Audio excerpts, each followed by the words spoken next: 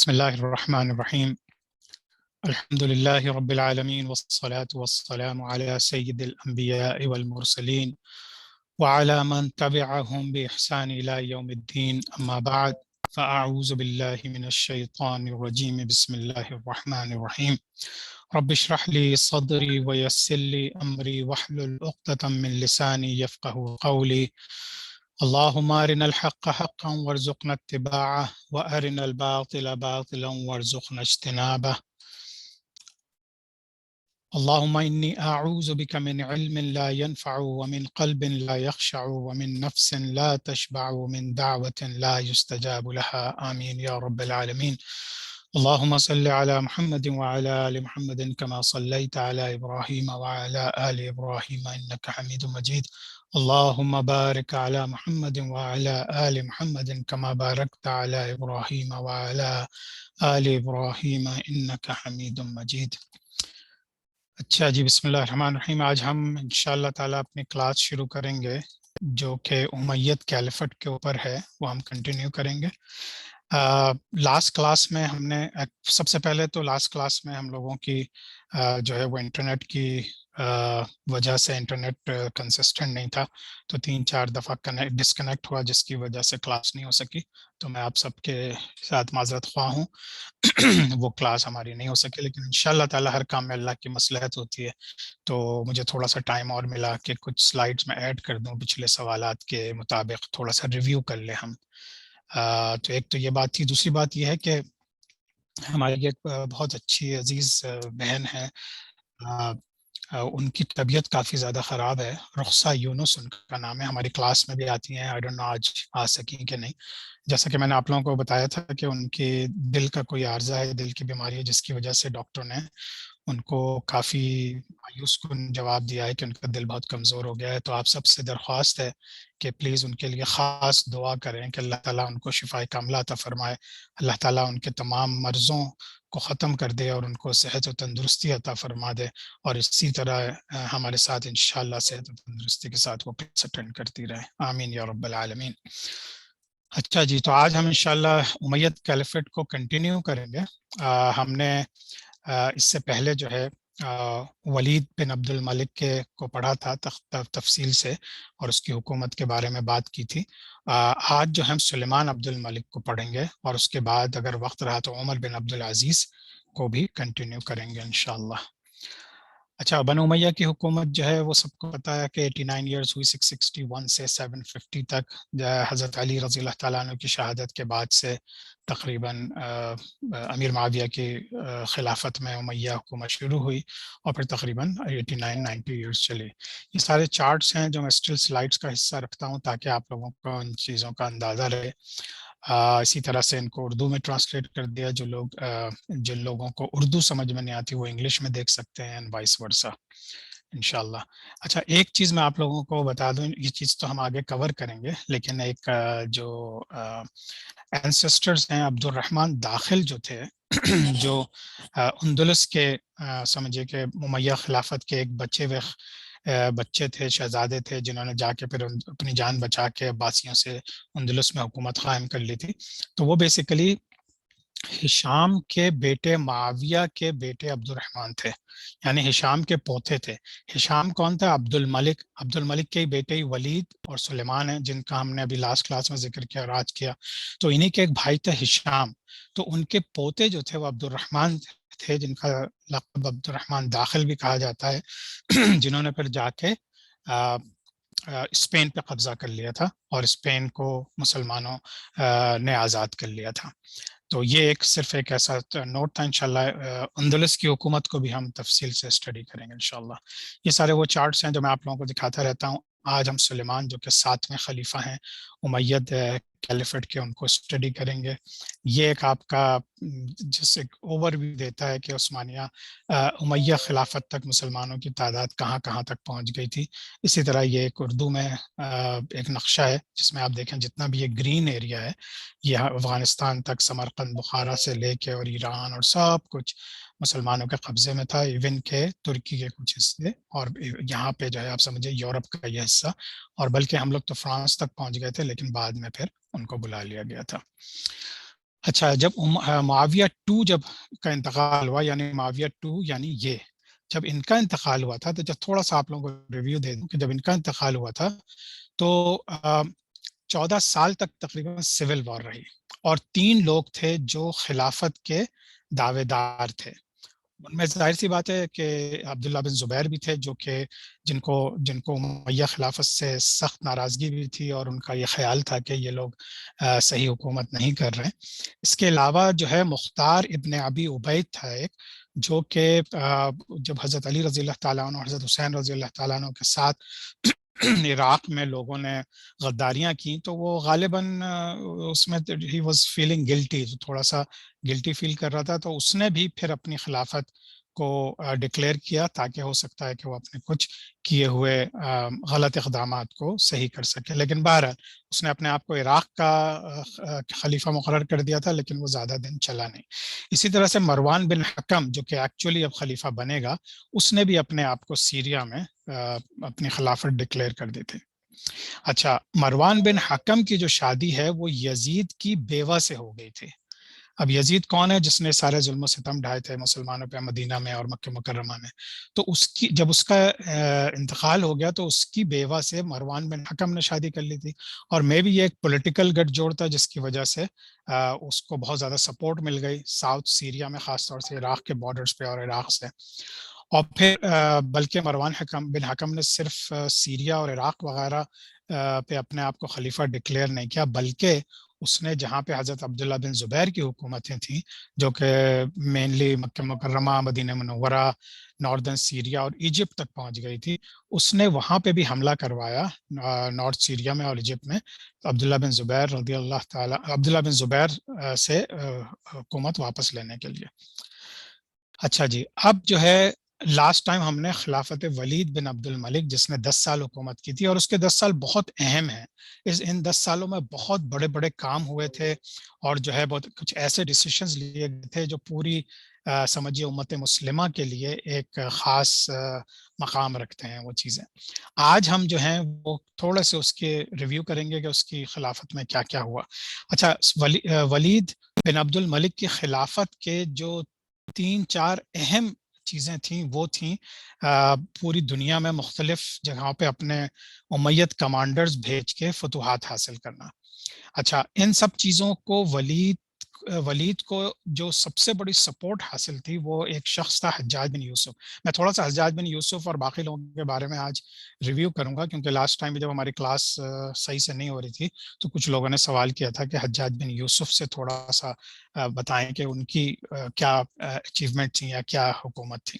تو حجاج بن یوسف جو ہے وہ طائف میں پیدا ہوا 661 میں، اور 1714 میں سمجھیے اس کا واسط میں انتقال ہو گیا. تقریباً اس کی عمر 52 سال تھی. اچھا، حجاج بن یوسف جو ہے وہ امیت گورنر تھا عراق کا، اور پھر حجاز کا، مکہ مکرمہ اور مدینہ منورہ کا بھی گورنر بن گیا تھا، اور امیت گورنمنٹ کا بہت زیادہ لائل تھا، اور بہت زیادہ فیمس بھی تھا، مشہور بھی تھا. لیکن اس کے بارے میں یہ بھی ہے کہ بہت زیادہ ہارش تھا، بہت سخت تھا، بہت ہی ظالم تھا، لیکن بہت بلا کا انٹیلیجنٹ تھا، اور بہت زیادہ اس کے اندر آرگنائزنگ صلاحیتیں تھیں. تو اللہ تعالیٰ نے اسے کچھ ایکسٹرا آرڈنری صلاحیتیں دی ہوئی تھیں، لیکن جو اس کا امید حکومت کے ساتھ لائلٹی کی وجہ سے جو اس نے ظلم کیے اور واقعی امید حکومت کو کہیں سے کہیں پہنچا دیا، وہ سارا کریڈٹ حجاج بن یوسف کو ہی جاتا ہے. حجاج بن یوسف نے بیٹل آف حرہ میں بھی فائٹ کیا تھا، جب آپ لوگوں کو یاد ہوگا کہ جو مدینہ منورہ کے باہر اور پھر مدینہ منورہ میں لوٹ مار کی تھی، اور بہت ہی نقصان پہنچایا تھا مسلمانوں کو، اور بڑے بڑے صحابہ کرام کو شہید کر دیا تھا. اس میں بھی حجاج بن یوسف شامل تھا. پھر یہ کہ اس نے یزید کی فورسز کے ساتھ یہ سارے کام کیے تھے. پھر حجاج کی ان تمام فتوحات کی وجہ سے اس کو پھر ہیڈ آف سیکیورٹی فورسز بنا گیا تھا. جیسے پولیس ڈپارٹمنٹ تھا نا، تو پورا پولیس ڈپارٹمنٹ کا اسے چیف بنا دیا تھا. اور حجاز کا ہی جب اس نے مدینہ منورہ اور مکہ مکرمہ پہ حملے کر کے اس نے جب اپنی حکومتیں بڑھائیں، تو اس کو پھر وہاں کا گورنر بھی بنا دیا گیا تھا۔ اچھا، اس نے جو ہے عراق کے بہت سے علاقوں کو یونیفائی کیا، کیلیفٹ کے انڈر کنٹرول کیا، اس نے بہت سے کی ریفارمز کیے، اس نے درہم جو ہے اسی نے سٹارٹ کیا تھا، نئی کرنسی ڈیزائن کی اس نے۔ لینگویج جو تھی پہلے پرشین چلتی تھی، کیونکہ پرشینز کا بہت زیادہ اثر و رسوخ ہو گیا تھا ایران کی وجہ سے، عراق میں بھی اور پھر سیریا میں بھی آ رہا تھا، تو اس نے دوبارہ سے اس کو چینج کر کے صرف عربک زبان کو آفیشیل لینگویج بنائی۔ وہ جو نان عرب مسلمان تھے اس نے کوفہ اور بصرہ سے ان کو نکال دیا، اور یہ بھی ایک اس کا بڑا ظالمانہ ایکشن تھا کہ اس نے کوفہ اور بصرہ سے نان عرب مسلمان کو، یعنی وہ جو مسلمان تھے جو عرب نہیں تھے ان کو نکال دیا، بلکہ ان پہ جزیہ بھی لگا دیا، جبکہ اسلام میں اس بات کی سختی سے ممانعت ہے کہ کسی مسلمان پہ آپ جزیہ لگائیں۔ تو اس نے پھر قرآن شریف کا ایک یونیفارم ورژن بھی کیا جس جو بہت کانٹروورشل ہے، اور اس کے اوپر اس نے اللہ عالم کہ اس نے اپنی حکومت کے لوگوں کو ملانے کے لیے کیا تھا یا واقعی اس کے دل میں کوئی دین کی محبت تھی۔ اس نے کوئی نئے کنالز اس نے ڈگ کروائے مسلمانوں کے لیے، ایک نئی سٹی بنائی جو کہ واسط کے نام سے، اور یہاں پہ بیسیکلی یہ آرمی سٹی تھی، تو اس نے سیریا کی پوری آرمی کو ٹرین کرنا، ان کی بیسیکلی ان کا کیمپ تھا پورا، اور اس نے جو ہے یہاں رہ کے ان سب لوگوں کو اپنے گھر والوں سے اور سب سے الگ کر کے ان کی بہترین ٹریننگ کرتا تھا تاکہ سب لوگ امیہ خلافت کے لائل رہیں۔ اس نے بہت سے مسلمانوں اور نان مسلمانوں کو قتل کیا، اور جو بھی امیت خلافت کے حکومت کے خلاف بولتا تھا وہ اس کو قتل کروا دیتا تھا۔ اس نے 2000 سیرینز آرمی مکہ مکرمہ بھیجی تھی جس میں عبداللہ بن زبیر کو بھی قتل کیا گیا۔ اس نے کعبے کا سیج کیا۔ عبداللہ بن زبیر آپ لوگوں کو میں نے لاسٹ ٹائم بتایا تھا کہ وہ کون تھے۔ عبداللہ بن زبیر کی والدہ جو تھی وہ اسما بنت ابو بکر تھی، حضرت ابو بکر صدیق رضی اللہ تعالیٰ عنہ کی بیٹی جو تھی، ان کے بیٹے تھے حضرت عبداللہ بن زبیر، اور عبداللہ بن زبیر کو اس جنگ میں قتل کر دیا گیا تھا، اور ان کی لاش کو کئی دنوں تک حجاج بن یوسف نے لٹکا دیا تھا۔ پھر آخر میں جب ان کی ماں نے بہت زیادہ ریکویسٹ کی کہ اس طرح نہیں کرو، تو پھر اس نے ان کی لاش کو، لیکن بعض روایات میں یہ بھی آتا ہے کہ پھر بھی اس نے دفنانے کے بجائے ان کی لاش کو کہیں پھینکوا دیا تھا۔ اچھا، اب عبد الملک کی جب حکومت آتی ہے، کیونکہ اب حجاج بن یوسف تو آلریڈی چلا آ رہا ہے، گورنر تھا اس کے عبد الملک کے والد کے حکومت سے، لیکن یہ کہ اب جب عبد الملک ابن مروان کی حکومت سے چلا آ رہا تھا، لیکن جب ولید آیا تو ولید نے پھر آ کے کعبے کی مینڈنگ کروائی، لیکن چونکہ حجاج بن یوسف اتنا زیادہ لائل تھا اور مددگار تھا اس حکومت کا، تو اس نے حجاج بن یوسف کو مزید پروموشنز دیں اور اپنے حکومت میں رکھا تاکہ وہ امیت خلافت کو کنٹینیو کر سکیں۔ اچھا، یہ بھی بات یاد رکھیں کہ حجاج بن یوسف کی پرسنالٹی بہت کنٹروورشل ہے، تو وہ جتنے میں نے اس کی اچیومنٹس بتائیں کہ جتنے اس نے کام کیے کاج کیے ان میں، لیکن یہ کہ اس کی حضرت انس بن مالک رضی اللہ تعالیٰ عنہ، حضرت عمر بن عبدالعزیز رضی اللہ تعالیٰ عنہ اور حضرت عبداللہ بن زبیر رضی اللہ تعالیٰ عنہم سے اس کے کانفلکٹس تھے، تو اس کا مطلب جو بڑے بڑے صحابہ کرام تھے ان کے حجاج بن یوسف سے کانفلکٹس تھے، کیونکہ وہ اپنی مرضی سے چیزوں کو آگے بڑھاتا تھا اور لوگوں پہ ظلم کرتا تھا۔ اور اس کا دور سمجھنا بہت ہی کمپلیکس ہے، لیکن اس کے اپنے دور میں جو ہے 3 ایسے کام ہوئے یعنی کہ اس کے ولید کے زمانے میں جو ہے 3 ایسے کام ہوئے جو حجاج بن یوسف جس میں انوالو تھا۔ ان میں ایک تھا اسپین کی فتح جس میں موسیٰ بن نصیر اور طارق بن زیاد نے حصہ لیا، دوسری تھی آپ کے سینٹرل ایشیا کی فتح جو قتیبہ بن مسلم نے کی تھی، اور تیسری جو تھی وہ محمد بن قاسم کی فتح سندھ میں۔ تو یہ تینوں جو فتوحات کا صحرا جو ہے وہ ولید بن عبد الملک کے جاتا ہے، لیکن حقیقتاً ان سارے تینوں فتوحات میں حجاج بن یوسف کا بہت زبردست پازیٹیو رول رہا ہے۔ تو اب ہم ایک ایک کر کے ذرا تھوڑا سا ریوائز کر لیتے ہیں کہ موسیٰ بن نصیر کون تھے۔ موسیٰ بن نصیر جو ایک عرب کمانڈر تھے اور امید امپائر کے تھے۔ انہوں نے عراق میں پہلے کچھ عرصے گورنرشپ کی، لیکن پھر ان کے کچھ کانفلکٹس تھے جس کی وجہ سے انہیں ناردرن افریقہ موو کر دیا گیا تھا، خاص طور سے موراکو اور الجیریا، ٹیونسیا وغیرہ کے علاقے میں، جہاں پھر وہ ایز اے گورنر رہے. اور پھر ان کو بیسیکلی بھیجا گیا تھا وہاں بربر سے فائٹ کرنے کے لیے. ابھی میں آپ کو بتاؤں گا کہ بربرز کون تھے، کیونکہ ہم سنتے ہیں نا کہ طارق بن زیاد جو ہے ایک بربر غلام تھے، تو ان کو کیسے. لیکن موسیٰ بن نصیر ایک بہت ہی اچھے دیندار اور انصاف پسند انسان تھے، تو انہوں نے بجائے اس کے کہ بربرز کو ظالمانہ طریقے سے قتل کرتے، انہوں نے ان کی رسپیکٹ کی، ان سے جنگ تو کی لیکن ان سے رسپیکٹ کی، اور ان کے اوپر ظلم نہیں کیا. اور ان کے اسی اچھے اخلاق کی وجہ سے بہت سے بربرز نے اسلام قبول کر لیا تھا. ان اسلام قبول کرنے والوں میں ایک جو ہے طارق بن زیاد بھی تھے، جو غلام تھے ان کے. اچھا، اب اسی زمانے میں کیا ہوا، جب موسیٰ بن نصیر وہاں کے گورنر تھے، تو ایک اسپین میں، جس کو اندلوسیا کہتے ہیں، جو کہ پورچگال اور اسپین کا جو علاقہ ہے اس کو اندلوسیا بولتے ہیں، تو وہاں پہ اس کو آئیبیرین پیننسولا بھی بولتے ہیں، پورا آئیبیرین پیننسولا تھا یہ. تو وہاں پہ حکومت تھی ویسیگوت کنگ کی. ویسیگوت ایک قوم تھی جس کا کنگ تھا راڈرک. تو راڈرک بہت ظالم انسان تھا، بہت اپریشن کرتا تھا، انجسٹس کرتا تھا، تو بہت لوگ سفر کر رہے تھے اس کی وجہ سے. تو وہاں پہ ایک اور آدمی رہتا تھا، کرسچن آدمی تھا، اس کا نام تھا جولین. نوبل مین تھا، لوگ اس کی عزت کرتے تھے، وہ ظاہر بات ہے راڈرک کی ہی حکومت میں رہتا تھا. لیکن کچھ ایسے واقعات ہوئے کہ اس کی بیٹی کے ساتھ راڈرک نے بدتمیزی کی، غیر اخلاقی حرکتیں کی. تو اس نے اس سے ناراض ہو کے موسیٰ بن نصیر سے، جو کہ بالکل سمجھے اسٹریٹ آف جبرالٹر کے ادر سائڈ پہ تھا، اور اس کو پتا تھا کہ یہ بہت بہادر آدمی ہے اور بہت زبردست طریقے سے اس نے بربر کو بھی فتح کر لیا، اور بربر اس کی قوم میں شامل ہو گئے یا اس کی فوج میں. تو اس نے ان کو انویسٹیشن بھیجا کہ آپ پلیز آ کے ہماری مدد کریں، کیونکہ راڈرک بہت ظالم بادشاہ ہو گیا ہے. اس وقت طارق بن زیاد جو تھے وہ اسپین جانے سے پہلے وہ ٹینجیر ایک چھوٹا سا صوبہ تھا، بالکل سمجھیے کہ موراکو کے اور میڈیٹرینین سی کے بالکل بارڈر کے اوپر. تو وہاں کے طارق بن زیاد گورنر تھے. تو انہوں نے پھر طارق بن زیاد کو بھیجا کہ وہ جا کے ٹیک کیئر کرے کنگ راڈرک کی. اور پھر طارق زیاد وہاں گئے، اور پھر موسیٰ بن نصیر نے جا کے بعد میں ان کو جوائن کر لیا، مدد کی. اور یہ لوگ فتح کرتے ہوئے اسپین کو پورا فتح کرنے کے بعد یہ ساؤتھ فرانس میں داخل ہو چکے تھے. اور اس کے بعد پھر وہ ایک دردناک واقعہ پیش آیا جب سلیمان عبد الملک نے ان کو واپس بلا لیا. اچھا، اب موسیٰ بن نصیر کے بارے میں کنفلکٹنگ رپورٹس ہے کہ ان کی ڈیتھ کیسے ہوئی. بعض لوگ کہتے ہیں کہ جب سلیمان بن عبد الملک نے انہیں واپس بلایا سیریا تو قید کر دیا اور پھر اس کے بعد قتل کر دیا. لیکن بعض زیادہ مسلمان مورخ اس چیز پہ اتفاق کرتے ہیں کہ ان کو کورٹ میں ٹرائی کیا اور ان کے اوپر تقریباً 1.5 لاکھ درہم کا جرمانہ کیا. اور ظاہر سی بات ہے ان کو پکڑ چکے تھے، ان کے بیٹے کو قتل کر چکے تھے، تو بہت ہی قسمہ پرسی کی حالت میں تھے وہ. تو 1 درہم ان کے پاس نہیں چھوڑا تھا، تو اتنا بڑا فائن کیسے وہ پورا کرتے. تو ان کو سلمان بن عبد الملک نے مکہ مکرمہ بھیج دیا، جہاں پہ حجاج کرام آتے تھے حج کے زمانے میں. ان کو چینز میں، یعنی کہ ہتھکڑیاں لگا کے پاؤں اور ہاتھ میں، ان کو وہاں فقیروں کی طرح بٹھا دیا تھا.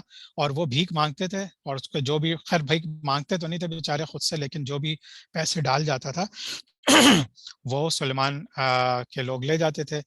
لیکن کہتے ہیں کہ اسی کے بعد وہ بہت زیادہ بیمار ہوئے اور اس کے بعد ان کا انتقال ہو گیا. انہی کے نام کے اوپر جبل موسیٰ ایک جو ہے موراکن پیک ہے، ایک پہاڑی ہے علاقہ ہے جس کا نام جبل موسیٰ ہے، انہی موسیٰ بن نصیر کے نام پہ رکھا گیا. اچھا، اب دوسرے کون تھے جو گورنر تھے ٹینجیر کے اور ان کو موسیٰ بن نصیر نے بھیجا تھا؟ یہ تھے طارق بن زیاد. یہ اوریجنلی ایک بربر تھے، بربر جن کا میں نے ابھی آپ کو بتایا. تو انہوں نے اسپین کو فتح کیا طارق بن زیاد نے. تو یہ دیکھیے، یہ ٹینجیر کا علاقہ ہے جہاں پہ طارق بن زیاد گورنر تھے. تو موسیٰ بن نصیر جو یہاں تمام جگہوں کے انچارج تھے، انہوں نے بھیجا. تو انہوں نے یہ ماؤنٹ آف جبرالٹر سے انٹر ہو کے پھر پورے اسپین پہ قبضہ کر لیا تھا. تو اب یہ سارے علاقے بھی تھوڑا سا نارتھ کے علاقے تھے جو ان کے ہاتھ میں نہیں آئے تھے، ورنہ یہ سارا قبضہ کر لیا تھا اور فرانس کے اندر داخل ہو گئے تھے.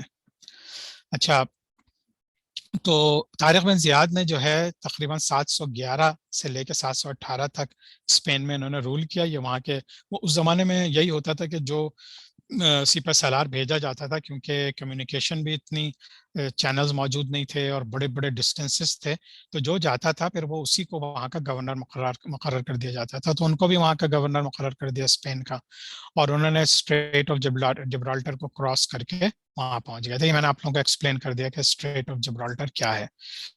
اچھا، موسیٰ بن نصیر نے پہلے تو وہ ان کا گورنر آف موراکو تھے، یہ کیا کہتے ہیں موسیٰ بن نصیر جو ہیں، لیکن بعد میں انہوں نے پھر طارق بن زیاد کو اسپین کا گورنر بنا دیا تھا۔ اور پھر طارق بن زیاد کا وہ مشہور واقعہ آپ لوگوں کو یاد ہوگا کہ جب وہ وہاں پہنچا تھا تو اس نے دیکھا تھا کہ اس کے خلاف تو بہت بڑی فوج ہے اور ان کے پاس اتنی بڑی فوج نہیں تھی، تو طارق بن زیاد نے یہی سوچا کہ اب ہم اس طریقے سے لڑیں کہ ہمارے پاس واپسی کا کوئی راستہ نہ ہو، تب ہمارے جوان لڑیں گے کہ بھئی یا تو جیت ہے یا موت ہے۔ تو اس وجہ سے اس نے اپنے تمام کشتیاں جن کو کراس کر کے ٹینجیر سے اسٹریٹ آف جبل طارق تک پہنچے تھے، وہ اپنے ساری کشتیاں جلوا دی اس نے، اور اپنے لوگوں سے کہا کہ اب تمہارے پاس صرف دو ہی راستے ہیں، یا تو ان لوگوں کو قتل کر کے فتح کر کے اسپین کو اچھی زندگی گزارو، یا پھر اپنے آپ کو شہید کروا لو۔ تو اس وجہ سے پھر اس کی قوم، اس کی فوج جو ہے بہت بہادری سے لڑی۔ یہ دیکھیے، یہ ٹینجیر ہے، یہ اسپین ہے، یہ جبرالٹر ہے، جہاں سے تو طارق بن زیاد کی کشتیاں یہاں سے یہاں گئی تھیں اور پھر وہ اسپین میں داخل ہوتی ہیں۔ اچھا، بربر جو ہے میں نے بتایا تھا کہ یہ پری عرب انہیبیٹنٹس آف نارتھ افریقہ تھے، یعنی کہ عربوں کے وہاں جانے سے پہلے جو لوگ رہتے تھے وہاں، ان کو بربرس کہتے ہیں۔ تو جب مسلمان گئے، خاص طور سے موسیٰ بن نصیر جب گئے، تو انہوں نے بربرس کے ساتھ جنگ کی، لیکن یہ کہ انہوں نے ان میں بہت سے لوگوں کو مسلمان کر لیا، جنہوں نے پھر موسیٰ بن نصیر کی آرمی کو جوائن کر لیا تھا۔ آج کے دور میں بربر جو ہیں وہ سب سے زیادہ موراکو اور الجیریا میں ہیں، لیکن وہ ٹیونیسیا، ایجپٹ، لیبیا، مالی، نائگر اینڈ موریتانیہ میں بھی پائے جاتے ہیں۔ اچھا، یہ ایک اور نقشہ ہے بس آپ کو جبرالٹر کا اور اسپین کا جو اسٹریٹ ہے اس کو دکھانے کے لیے۔ اچھا، طارق بن زیاد نے جو ہے، یہ واقعہ ہم آلریڈی آپ سے ڈسکس کر چکے ہیں، تو میں اس کو تھوڑا سا تیزی سے یہاں چلوں گا کہ جب طارق بن زیاد اپنے لوگوں کو لے کے پہنچا تو اس نے وہاں پہ فتح حاصل کر لی، اور اس کے بعد جو ہے موسیٰ نے بھی اس کو جوائن کر لیا، اور پھر انہوں نے ابھی فرانس کے قریب پہنچ کے ابھی وہ مزید اپنی فتوحات جاری رکھنے والے تھے کہ دمشق سے امیت خلیفہ سلیمان بن عبد الملک نے ان کو دونوں کو واپس بلا لیا۔ اسی طرح سے جو موسیٰ بن نصیر کا جو بیٹے تھے عبدالعزیز، جنہوں نے کمانڈ سنبھالی اس کے بعد اندلسیہ کی، اس کو بھی سلیمان نے قتل کروا دیا۔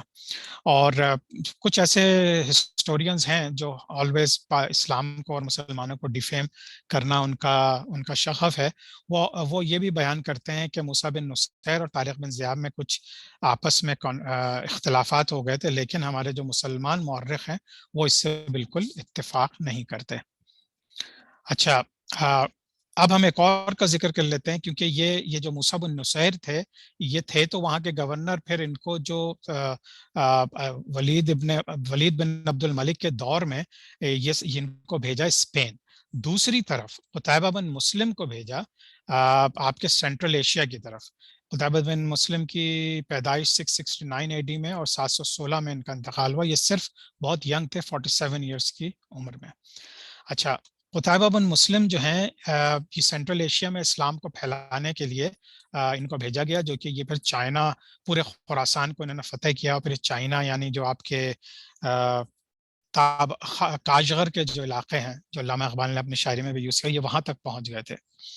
یہ امیت کیلیفٹ کے کمانڈر تھے، خراسان کے گورنر ان کو اپوائنٹ کر دیا گیا تھا۔ اس میں بھی حجاج بن یوسف کا ہاتھ تھا، اسی نے اپوائنٹ کیا تھا، کیونکہ یہ بہت زبردست جری بہادر کمانڈرز تھے جو کسی بھی محاذ پہ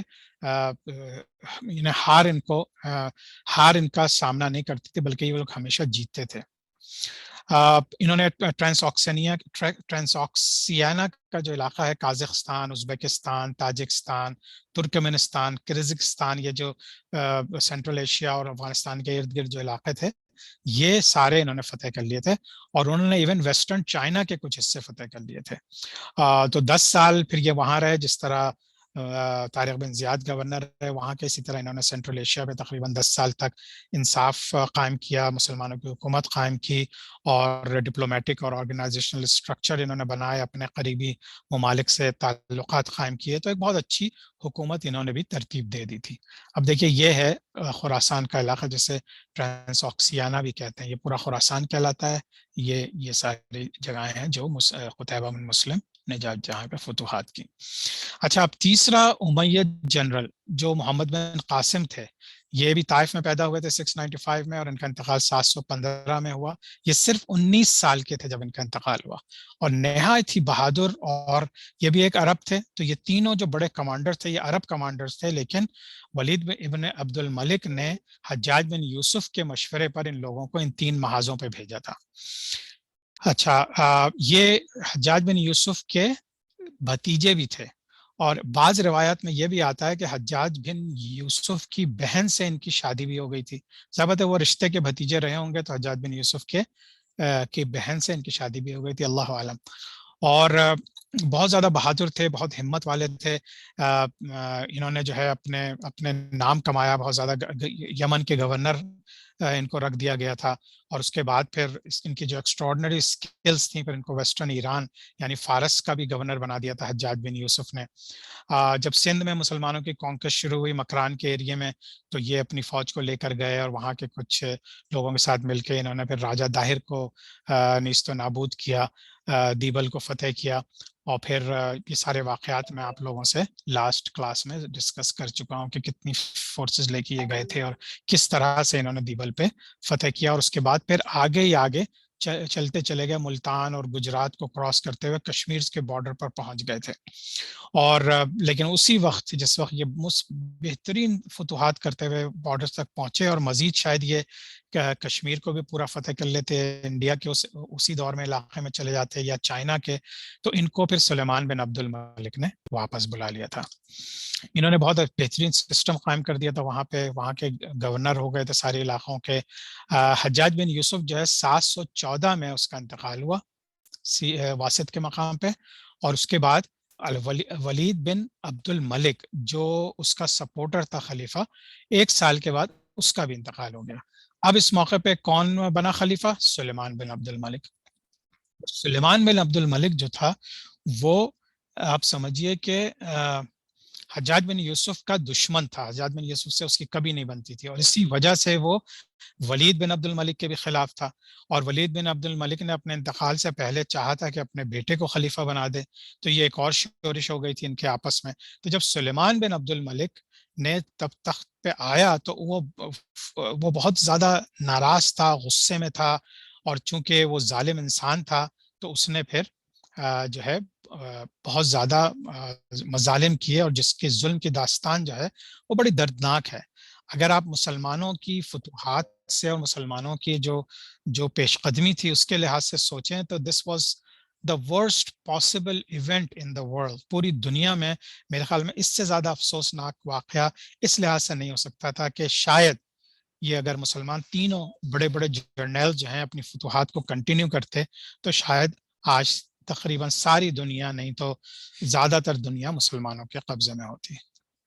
اچھا جی, اب سلیمان عبد الملک جو ہے یہ دیکھیے یہ ہے 7واں خلیفہ امید حکومت کا. عبد الملک کا بیٹا سلیمان, ولید کا بھائی ہے, اور پھر اس کے 2 بھائی اور تھے یزید اور ہشام, وہ بھی پھر خلیفہ بننے تھے اس کے بعد. اچھا, جب سلیمان نے ٹیک اوور کر لیا تو لوگ کہتے ہیں کہ وہ ویسے تو دیکھنے میں بڑا دیندار تھا, ہر سال حج پہ جاتا تھا, نمازیں پڑھتا تھا, سب کچھ تھا, لیکن یہ کہ اس نے اپنے دور میں اور پھر ایک اور جو اس کے کریڈٹ میں بات جاتی ہے کہ حضرت عمر بن عبدالعزیز جو کہ اس کے بعد پھر آ کے ایک بہت آلموسٹ 5ویں خلیفہ راشدون کی طرح سے انہوں نے پوری ریوائول کی, یہ ان کو پسند کرتا تھا, اور ان کو پھر اس نے بلکہ انہی کو نامینیٹ کیا تھا اپنے انتقال کے وقت, آفٹر کے تھوڑا سا اپنے بیٹے کو کرنا چاہتا تھا, لیکن لوگوں نے جب تھوڑا اس کو یہ یقین دلایا کہ عمر بن عبدالعزیز بہتر ہیں تو پھر اس نے ان کو رکھا. لیکن بہرحال جب یہ بادشاہ بنا تو اس نے اپنی حکومت میں ان کو ایز اے ایڈوائزر رکھا, حضرت عمر بن عبدالعزیز کو. یہ اس کے کچھ اچھے کام تھے, اور چونکہ وہ حجاج بن یوسف کے خلاف تھا تو انہوں نے جیسے ہی آیا اس نے حجاج بن یوسف کے اپوائنٹ کردہ جتنے جنرلز تھے ان سب کو واپس بلانا اور قتل کرنا شروع کر دیا. ایون دو کہ اس نے تھوڑے سے سینٹرل ایشیا میں کچھ چونکہ مسلمان ہی وہاں رہتے تھے, گورنر کچھ کانکویسٹ کی تھی, لیکن اتنے زیادہ بہت نامینل سے تھے اس کے, کوئی اتنی زیادہ کمپیئر ٹو اس کے پریڈیسیسر جتنے لوگوں نے فتوحات کی تھی اس کے مقابلے میں وہ کچھ بھی نہیں تھی. اور اسی کے علاقے میں, اسی کے زمانے میں اس نے شاید اپنی مزید پاپولیرٹی بنانے کے لیے قسطنطنیہ پہ بھی حملہ کروایا تھا. تو قسطنطنیہ پہ بھی حملہ کروایا تھا, لیکن وہ بہت بری طرح اس کی فوجیں ہار گئی تھیں. تو یہ تینوں چیزیں ہم نے ڈسکس کر لیں کہ اس نے موسیٰ بن نصیر, طارق بن زیاد, محمد بن قاسم اور قتیبہ ابن مسلم کو واپس بلا لیا تھا اپنے محاذوں سے, اور اسپین میں پھر موسیٰ بن نصیر کے بیٹے عبدالعزیز کو بھی قتل کروا دیا تھا. اچھا دیکھیے, اب یہ آپ کو تھوڑا سا میں نقشے سے سمجھاتا ہوں, تو اس کو پلیز سب لوگ پلیز تھوڑا سا فوکس کریں کہ اب یہ پوری تقریباً دنیا کا نقشہ ہے, لیکن کہاں کہاں پہ یہ تینوں جنرلز گئے تھے. دیکھیے سیریا کی حکومت جو ہے, کیپٹل آف امید یہ سیریا تھا, ٹھیک ہے. اس کے نیچے پورا آپ کا عراق, سعودی عرب, اور ادھر ایسٹ میں ایران, اور ویسٹ میں نارتھ افریقہ سب ہے. اچھا, جب سیریا میں حکومت ہے, طارق بن زیاد کو بھیجا کہاں پہ, موروکو سے, ٹینجیر سے اسپین میں. طارق بن زیاد نے پورا اسپین فتح کر لیا, پھر فرانس کے علاقے یہاں تک پہنچ گیا تھا. اس وقت موسیٰ بن نصیر نے اسے واپس سلیمان بن عبد الملک نے اسے واپس بلا لیا, ٹھیک ہے.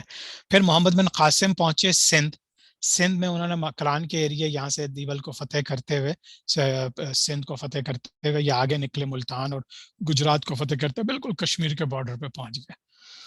اب یہاں سے یہ مزید نیچے بھی آ سکتے تھے, نیو دہلی پہ قبضہ ہو سکتا تھا, یا نیچے آ سکتے تھے, یا یہ کہ اوپر مزید یہ سینٹرل ایشیا کی حدوں سے گزرتے ہوئے یہ چائنا کے حدود تک پہنچ سکتے تھے. تو یہ ساری چیزیں, لیکن ان کو واپس بلوا لیا گیا جب یہ یہاں پہنچے. تیسرے تھے قتیبہ بن مسلم. قتیبہ بن مسلم جو ہیں وہ سینٹرل ایشیا میں یہیں کے گورنر تھے, لیکن انہوں نے آپ دیکھیے ترکمنستان, تاجکستان, آپ کے کرزاقستان, یہ جتنے سینٹرل ایشیا کے ممالک تھے یہ سارے فتح کر لیے تھے. اب دیکھیں یہ پورا سینٹرل ایشیا ہو گیا, یہاں مسلمانوں کی آلریڈی حکومت ہے. یہ افغانستان اور یہ ساری چیزیں اب سمجھیں ان کے انڈر ہیں. محمد بن قاسم یہاں سے آ رہے ہیں, قتیبہ بن مسلم یہاں سے بڑھ رہے ہیں, اور یہ بھی چائنا کی حدوں کو چھو رہے ہیں. تو اگر یہ دونوں فوجیں آپس میں مل جاتی اور یہاں پہ قبضے ہو جاتے اگر سلیمان بن عبد الملک ان کو نہیں بلاتا. اسی طرح سے یہاں اسپین سے جو واپس بلایا, اس کے بعد پھر اسپین میں خیر حکومت تو قائم ہوئی امیت خلیفہ کے آخر اس دور میں, لیکن بہرحال اگر یہ اس وقت آگے نکل جاتے تو شاید پھر یہ جو عبد الرحمن جو شہزادے تھے امیہ, وہ شاید ان تمام جگہوں پہ بھی حکومت کر رہے ہوتے ہیں. لیکن بہرحال اس میں اللہ کی حکمتیں رہی ہوں گی, اور اللہ تعالیٰ بہتر جانتا ہے کہ یہ واقعات کیوں پیش آئے. لیکن نقشے کے اوپر آپ یہ چیزیں اگر تھوڑا سا یاد کر لیں تو پھر آپ کو یہ تقریباً یہ پوری دردناک ہسٹری یاد رہے گی. اچھا, سلیمان جو ہے آخر میں بہت زیادہ بیمار پڑ گیا, اور اپنے جو بیٹا, یہ اس کا بہت ہی ینگ سا بیٹا تھا, اس کو خلیفہ بنوانا چاہ رہا تھا, کراؤن پرنس. لیکن یہ کہ کچھ اس کے جو اپنے ایڈوائزرز تھے انہوں نے اسے منع کیا, اور پھر انہوں نے نامینیٹ کر دیا سلیمان بن عبد الملک نے حضرت عمر بن عبدالعزیز کو, جو کہ پھر امیت خلافت کے نیکسٹ خلیفہ بنے. عمر بن عبدالعزیز کی خلافت جو ہے وہ ہم سب جانتے ہیں کہ صرف ان کے پاس 2.5 سال تھے, لیکن انہوں نے ان 2.5 سالوں میں امیت خلافت نے جو گڑبڑیں کی تھیں حضرت امیر معاویہ رضی اللہ تعالیٰ عنہ سے لے کر, اور جو انہوں نے ایک ملوکیت کا ایک سینس کر دیا تھا, ایک بادشاہت کا, ایک لڑائی جھگڑے کا, چونکہ حضرت علی رضی عنہ سے اور حضرت حسین رضی اللہ تعالیٰ عنہ سے ان لوگوں کے اختلافات تھے. تو روایتوں میں یہ بھی آتا ہے کہ اس زمانے میں خطبات میں اور جتنے بھی امید حکومت کے انڈر مساجد تھیں ان کے خطیب کو یہ انسٹرکشنز جاتی تھیں کہ آپ کو حضرت علی رضی اللہ تعالیٰ عنہ اور امام حسن حسین کی برائیاں کرنی ہیں. اب اللہ عالم اس میں مختلف کانفلکٹنگ رپورٹس ہیں, لیکن بہت سے مسلمان مورخ نے یہ لکھا ہے کہ چونکہ ان کے سیاسی اختلافات تھے اس وجہ سے، اور خطبہ جو ہے وہ ایک مسلمانوں کو اویئرنیس کے لیے ہوتا تھا مساجد میں، اور چونکہ دوسری کمیونیکیشن کے طریقے موجود نہیں تھے، اس وجہ سے ان کو خطبے میں ہی ایک میسج دیا جاتا تھا اور یہ بتایا جاتا تھا کہ آپ کو لوگوں میں حضرت علی اور بیسیکلی حضرت علی، ان کی اولاد حضرت فاطمہ اور ان لوگوں کے بارے میں اچھی باتیں نہیں کہنی تاکہ ہماری حکومت چلتی رہے۔ اللہ عالم بالصواب۔ حضرت عمر بن عبدالعزیز نے آ کے یہ تمام چیزیں ختم کر دی، حالانکہ وہ بھی امیت خاندان کے سمجھیں وہ تھے۔ اب ان کا میں آپ کو نقشہ اگر دکھا دوں، یا آپ لوگوں نے دیکھا ہوا ہے کہ حضرت عمر بن عبدالعزیز جو ہیں وہ بھی عبدالعزیز کے بیٹے تھے، اور یہ ان کے کزن تھے، ولید بن عبد الملک اور سلیمان بن عبد الملک کے کزن تھے۔ لیکن انہوں نے اپنے 2.5 سالوں میں آ کے پوری دنیا بدل دی۔ انہوں نے ہر قسم کے اسلامی اصلاحات لے آئے، بلکہ ان کا جو آئیڈیل تھا وہ تھے حضرت عمر بن الخطاب رضی اللہ تعالی عنہ، اور انہوں نے اسی طریقے کی تمام ریفارمز لے کر آئے۔ انہوں نے تمام جو غلط قسم کی روایتیں ہو گئی تھیں ان کو ختم کر دیا۔ بیت المال سے خود کوئی پیسہ نہیں لیتے تھے، اپنی پرسنل فیملی کو انہوں نے ساری دولت اور وہ دینے سے منع کر دیا تھا، اور انہوں نے کہا تھا یہ عوام کا حق ہے۔ بہرحال حضرت عمر بن عبدالعزیز کا بہت گولڈن دور ہے، اور اس وجہ سے آج میں اس کو یہی انشاءاللہ ختم کرتا ہوں، تاکہ حضرت عمر بن عبدالعزیز کے دور کو ذرا ہم بہت تفصیل سے جانیں، جن کو کہ ایک ٹائٹل 5ویں خلیفہ کا بھی دیا جاتا ہے کہ حضرت علی رضی اللہ تعالیٰ عنہ کے بعد اگر کوئی ایسا خلیفہ آیا جو اپنی مرضی سے نہیں آیا، اس کو لوگ زبردستی لے کر آیا اور اس نے پھر امن و امان قائم کیا اور اسلام کو قائم کیا، تو پھر ہمیں سمجھ میں آتا ہے کہ واقعی یہ ایک ایسا خلافت کا دور ایسا لگتا تھا کہ پھر کنٹینیو ہو گیا ہے۔ لیکن ان کے بعد پھر وہی چیزیں واپس چلی، پھر امیت دور کا کچھ اور خلفاء آیا، اور اس کے بعد یا بادشاہ آیا اور ان کے بعد ان کا ختم ہو گیا۔ تو آج پر انشاءاللہ ہم اتنا ہی رکھتے ہیں۔ ابھی کلاس کے فوراً بعد سوال جواب کا سیشن شروع کر دیں گے۔ تو آج کے لیے پھر اتنا ہی۔ سبحانک اللہم و بحمدک، نشہد ان لا الہ الا انت، نستغفرک و نتوب الیک۔ السلام علیکم ورحمۃ اللہ وبرکاتہ۔